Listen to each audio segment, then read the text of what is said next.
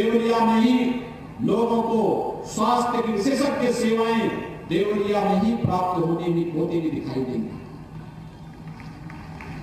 देवरिया में यहां पर तमाम लोग ऐसे होंगे 1942 के भारत छोड़ो आंदोलन का महान क्रांतिकारी शहीद रामचंद्र विद्यार्थी के नाम पर मेरे साथ बार बार प्रजापति समुदाय के लोग मुझे इस बात को कहते थे, स्मारक बनना चाहिए। हमारे सांसद, हमारे विधायक, हमारे मंत्रीगण बार बार इस बात को कहते थे और भाइयों बहनों उसको हमने अपनी स्वीकृति दी। यहां पर शहीद रामचंद्र विद्यार्थी का भव्य स्मारक बनने जा रहा है। माटी कला बोर्ड के माध्यम से इस परंपरा से जुड़े हुए लोगों को सम्मान देने का कार्य भी हमारी सरकार ने किया है। सोना सुनार के नाम पर एक ब्रिज का नामकरण करके इस महान क्रांतिकारी को भी सम्मानित करने का कार्य हमारी सरकार ने किया है, क्योंकि हम इस बात को मानते हैं इन क्रांतिकारियों के कारण, इनके रोज, इनके तेज, इनके बलिदान ने भारत को स्वाधीनता का राह दिखाया और स्वाधीनता के कारण आज भारत के हर नागरिक को मतदान करने का अधिकार जो प्राप्त हुआ है, इसी त्याग और बलिदान के कारण मिला है। इस त्याग और बलिदान के प्रति हम नतमस्तक होकर के उन्हें कोटि कोटि नमन करते हुए उन्हें अपनी श्रद्धांजलि अर्पित करने का कार्य करेंगे। भाइयों बहनों, देवरिया के अंदर जल जमाव की समस्या का समाधान करने का कार्य भी प्रदेश सरकार ने प्रारंभ किया था। विगत वर्ष आपने देखा होगा कितना पानी आया था। उसके बाद जब कार्य प्रारंभ हुआ, इस बार तो सराहत थी और अगले कुछ वर्षों में आप देखेंगे कि देवरिया जनपद देवरिया के अंदर जल जमाव की समस्या का समाधान होगा। हमारी सहानुभूति किसके प्रति? जनता जनार्दन के प्रति। हमने किसी के साथ भेदभाव नहीं किया।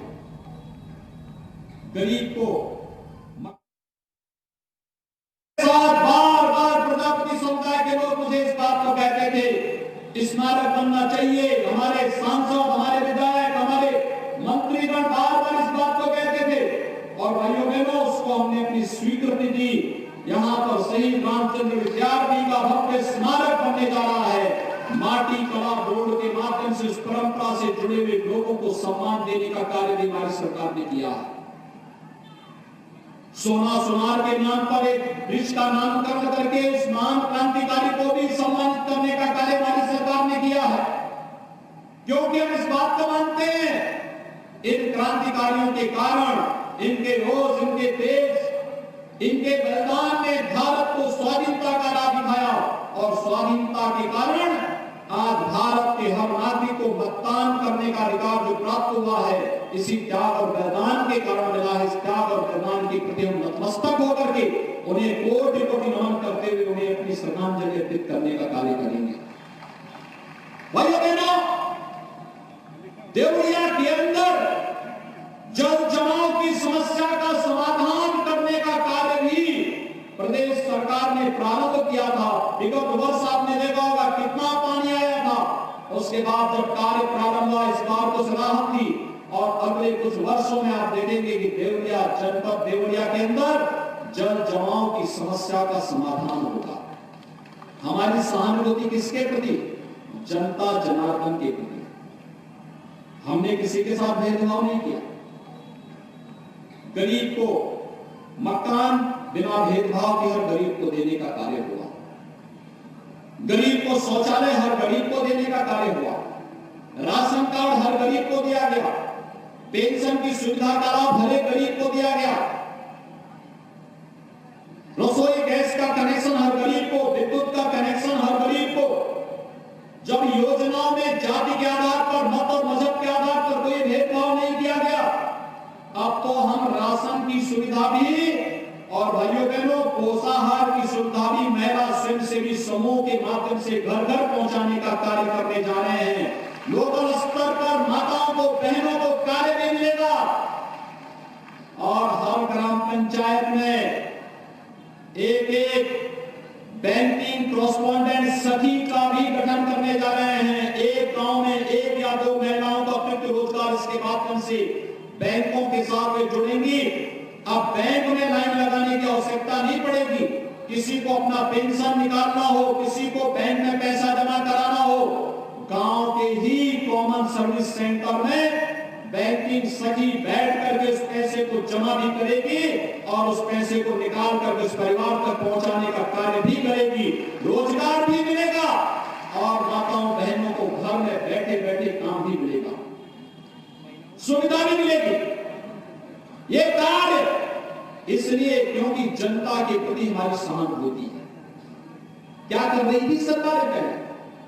ये कांग्रेस, सपा, बसपा क्या कर रहे थे? लोग अपने लिए जी रहे थे। पहले नौजवानों को नौकरी नहीं मिलती थी। हम लोगों ने पिछले 3.5 वर्ष में 3.5 लाख नौजवानों को सरकारी नौकरी उत्तर प्रदेश के अंदर दी है। आज नौकरी कोई बिकता नहीं और कोई नौकरी बेचने का कार्य करने का दुस्साहस करता है, उसको जेल के अंदर ठूंसने का कार्य भी उतनी मुस्तैदी के साथ हमारी सरकार करती है। नहीं तो सपा की सरकार में क्या होता था? वे लोग झोला लेकर के निकलते थे और नौकरी की नीलामी करते थे। आज तो प्रदेश के अंदर हम नौकरी दे रहे हैं। अभी आपने देखा होगा बेसिक शिक्षा में शिक्षकों की भर्ती के कार्यक्रम को कितनी सफलतापूर्वक संपन्न किया।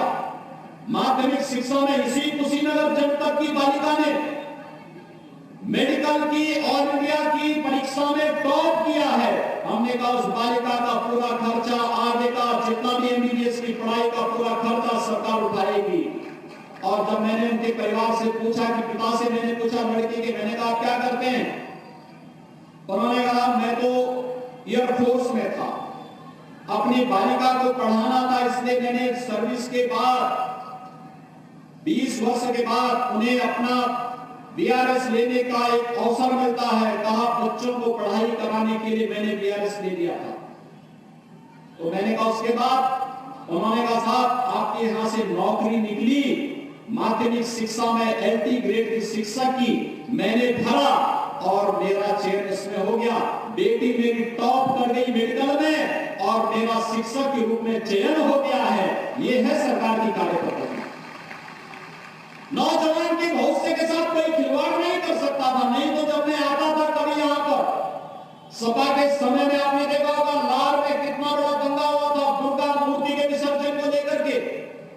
और उस समय जब मैं आया था मैं देखता था शाम के समय जब मैं इधर से निकलता था नौजवानों को मैं सड़क पे दौड़ते हुए देखता था।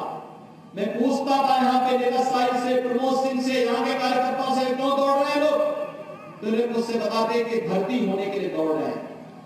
मैं 1-2 बार पूछता था, गाड़ी रोक करके पूछता था, वो कहते थे साहब हम फिजिकली भी ठीक हैं, मेंटली भी ठीक हैं, हर प्रकार से हम परफेक्ट हैं, परीक्षा पास भी कर लेंगे। लेकिन हम जानते हैं कि सपा बसपा कांग्रेस की सरकार के समय में नौकरी नहीं मिलने वाली है।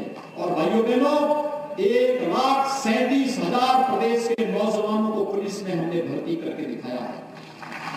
ये सब इन्हीं नौजवानों को मिला, हर जिले के नौजवानों को अवसर मिला। ये पुलिस में भर्ती हो, शिक्षकों की भर्ती हो, विभिन्न विभागों में भर्ती हो, ये भर्ती पूरी पारदर्शी तरीके से संपन्न करने के साथ ही रोजगार के अवसर उपलब्ध कराने, निजी क्षेत्र में 20 लाख नौजवानों को हम लोगों ने नौकरी और रोजगार के साथ जोड़ा है। और स्वतः रोजगार के साथ 1.5 करोड़ लोगों को प्रदेश के अंदर हम लोगों ने उन्हें 1.5 करोड़ लोगों को उसके साथ जोड़ने का कार्य किया है। ये प्रदेश के अंदर पिछले 3-3.5 वर्ष के अंदर कार्य हुआ है, क्योंकि हमारी सहानुभूति प्रदेश के लोगों के प्रति है। हमारे लिए प्रदेश की 24 करोड़ जनता ही परिवार है। उसके सुख में, उसके दुख में, उसकी सुरक्षा के साथ खड़ा होना हमारा दायित्व है। लेकिन भाइयों बहनों, देवरिया और कुशीनगर की चीनी मिल को बेचने वाले सपा बसपा के लोग आज किस मुंह से आपके बीच आते हैं वोट मांगने के लिए? किस मुंह से आते हैं? इन लोगों ने तो यहाँ के किसानों के पेट पर भी जिस प्रकार से खिलवाड़ करने का कार्य किया था, यहाँ के नौजवानों के भविष्य के साथ जिस प्रकार से खिलवाड़ करने का प्रयास किया था, इन्हें कोई अधिकार नहीं। आज हमारी सरकार प्रदेश के अंदर एक एक करके नई चीनी मिलों को लगाने का कार्य कर रही है। कोरोना नहीं आता तो हम लोग यहाँ पर भी कुछ नए कार्य आगे बढ़ाए होते, लेकिन कोरोना को समाप्त करने के आह्वान में आप लोग जुड़िए। और मैं आपको आश्वासन देने के लिए भी आया हूं, सरकार की नीति भी स्पष्ट है और नियत भी साफ है। किसानों के प्रति है, गांवों के प्रति है, नौजवानों के प्रति है, महिलाओं के प्रति है, व्यापारियों के प्रति है, समाज के प्रत्येक तबके के प्रति हमारी सहानुभूति है। लेकिन सपा की सहानुभूति किसके साथ? अभी आपने देखा होगा, इस समय हम लोगों ने एक अभियान चलाया है। 15 वर्षों तक जो माफिया सत्ता की सरपरस्त बनकर के गरीबों की, व्यापारियों की संपत्ति पर कब्जा करके जबरन गोली मार करके अवैध संपत्ति बनाए थे, इस समय हमारा एक अभियान चल रहा है ऑपरेशन माफिया। और ऑपरेशन माफिया में और माफियाओं की संपत्तियों पर बुलडोजर चल रहे हैं, उनकी जब्ती करने की कार्रवाई चल रही है। आपको अच्छा लग रहा है कि नहीं लग रहा है? आपका समर्थन है कि नहीं है? ऑपरेशन माफिया को समर्थन है या नहीं है? इधर से मैं माताओं से पूछता हूं, जब किसी गुंडा और माफिया के खिलाफ सरकार कार्रवाई करती है, आपको कैसा लगता है? जोर से बोलिए, इधर नहीं, ये बोले पहले आप बोलिए, कैसा लगता है? माफिया और अपराधी के खिलाफ कार्रवाई होनी चाहिए कि नहीं होनी चाहिए? होनी चाहिए। कार्रवाई होनी चाहिए कि नहीं होनी चाहिए? लेकिन समाजवादी पार्टी के अध्यक्ष को बुरा लगता है। आपने देखा होगा ना, उनका बयान आया था, उन्होंने बयान दिया कि इन्होंने संपत्ति अर्जित कर ली तो अब इसको वापस क्यों दिया जा रहा है? अरे हमने कहा गरीब और व्यापारियों का संपत्ति है तो ये वापस लेकर के गरीबों के लिए मकान बनाएंगे ना, फिर वहां पर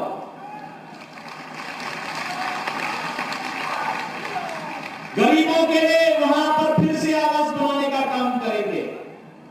और व्यापारियों की संपत्ति होगी तो व्यापारियों को वापस करेंगे, लेकिन किसी माफिया को प्रदेश के अंदर पनपने नहीं देंगे। ये माफिया अपराधी समाजवादी पार्टी को ही मुबारक हो, और समाजवादी पार्टी की जगह कहां होनी चाहिए ये जनता जनार्दन तय कर चुकी है। 2014 में भी, 2017 में भी और 2019 में भी। इसलिए भाइयों बहनों, एक तरफ आप सबका मैं आह्वान करने के लिए आया हूं, जिनकी सहानुभूति पेशेवर अपराधी और माफियाओं के प्रति हो, क्या उन्हें समर्थन मिलना चाहिए? क्या उन्हें समर्थन मिलना चाहिए? इसलिए भाइयों बहनों, हम इसीलिए आए हैं। समाजवादी पार्टी फिर से प्रदेश के अंदर दंगों की एक नई श्रृंखला खड़ी करना चाहती है। रोज नए षड्यंत्र करती है, रोज नए षड्यंत्र का षड्यंत्र करती है। अब क्षमता तो स्वयं में नहीं रही उनमें, लेकिन अब षड्यंत्रों का सहारा लेकर के प्रदेश में दंगा कराना चाहती है। लेकिन हम लोगों ने भी तय किया है, प्रदेश में दंगाइयों की जगह वो जेल होगी या कहीं और जगह होगी, प्रदेश के अंदर तो जगह हम उनको देने नहीं देंगे। 3.5 वर्ष में कोई दंगा हुआ है क्या? दंगा होगा भी नहीं, क्योंकि हमारा तो संकल्प वो ही है। हम लोग आते थे और लोकसभा चुनाव में भी, जब मैं यहाँ पे डॉक्टर रामचंद्र त्रिपाठी जी के समर्थन में सभा में आया था, नामांकन की सभा में आया था, और उस समय एक बात सामने आई थी। लोग मुझसे कहे थे कि भाजपा रोज कहती है कि रामलला हम आएंगे, मंदिर वहीं कराएंगे। आज तो हम लोग शिलान्यास करके भी आ चुके हैं ना राम मंदिर के, रामलला के। अब आप खुश हैं? अब तो कोई संदेह नहीं है ना, हम केवल बोलते नहीं करके दिखाते भी है ना। और भाइयों बहनों, राम मंदिर के भव्य, भगवान राम के भव्य मंदिर निर्माण का कार्य भी शुभारंभ करने के साथ ही आज हम लोगों ने ये भी तय कर दिया है, अगर कोई प्रदेश के अंदर दंगा करेगा, गरीब को, किसान को, व्यापारी की संपत्ति को जबरन कब्जा करेगा, अगर वह जबरन वहां बेटियों की इज्जत के साथ खिलवाड़ करेगा। अभी हमारा मिशन शक्ति का कार्यक्रम चल रहा है, ये दीपावली के बाद ऑपरेशन शक्ति में बदलने वाला है, और उसके बाद फिर ऐसा न हो कि माफिया और अपराधियों की तरह उनका भी राम नाम सत्य की यात्रा निकलनी प्रारंभ हो जाए।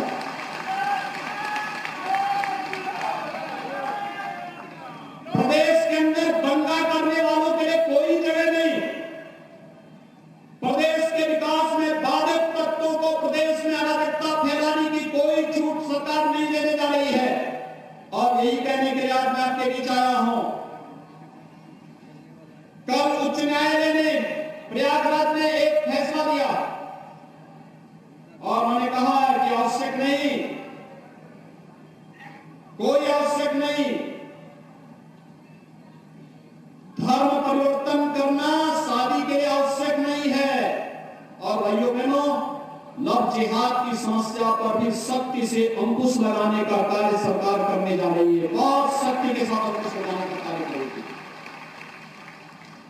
जिसके समाज में बेनिश्चितता बढ़े, जिसके कारण अराजकता पैदा हो, छल छद्म और किसी प्रकार का लोभ लालच में बहन बेटियों की इज्जत के साथ खिलवाड़ करने वाले की जगह जेल होनी चाहिए और कानून के शिकंजे में ला करके ऐसे लोगों की संपत्तियों को जब्त करने का कार्य करने के साथ ही घोषित दुराचारी के रूप में उनकी पोस्टर भी चौराहे चौराहे पर चस्पा करने का कार्य करेंगे।